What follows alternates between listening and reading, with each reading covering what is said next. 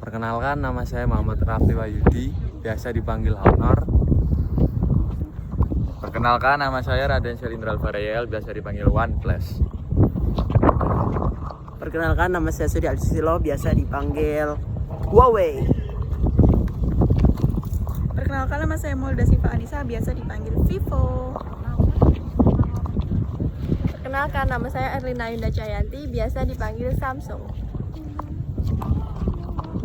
Perkenalkan, aku Alfan Adiza, biasa dipanggil Oppo.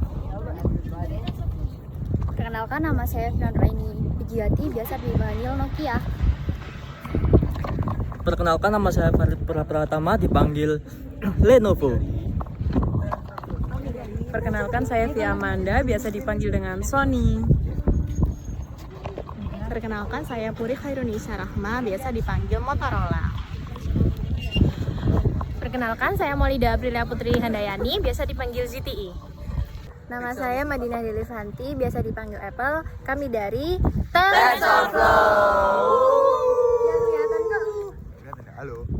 Definisi provokasi.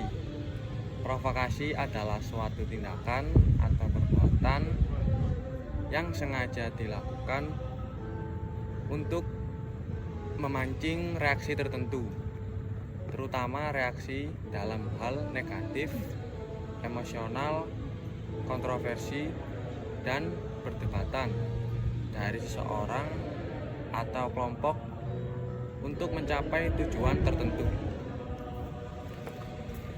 Suatu provokasi ini bisa menimbulkan suatu konflik, bisa menimbulkan suatu kemarahan, bahkan bisa menimbulkan suatu opini di dalam publik.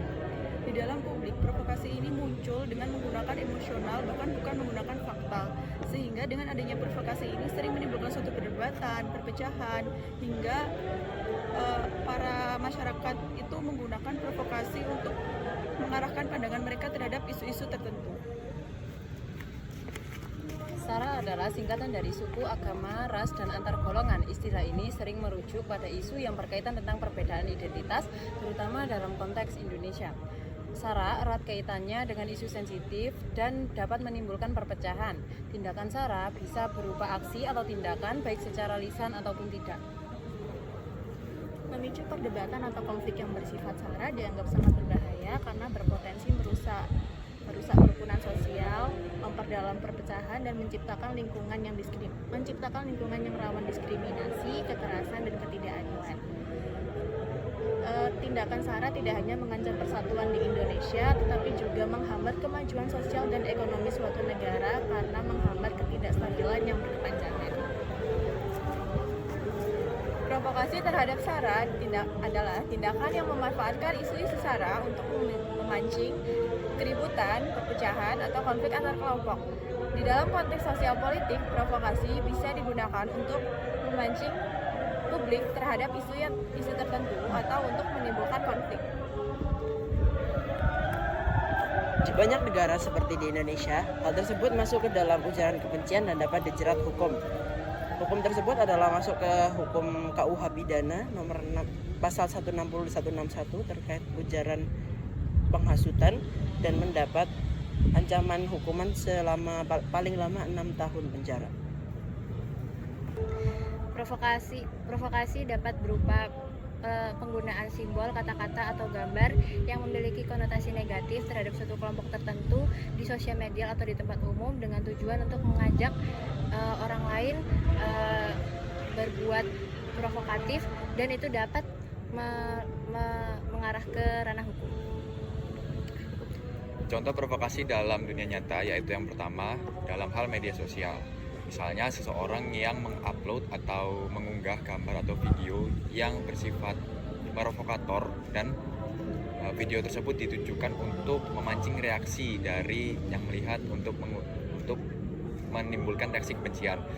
Contoh lainnya dalam bidang politik, misalnya politikus yang menggunakan retorika yang memecah belah, contohnya seperti dia menggunakan argumen yang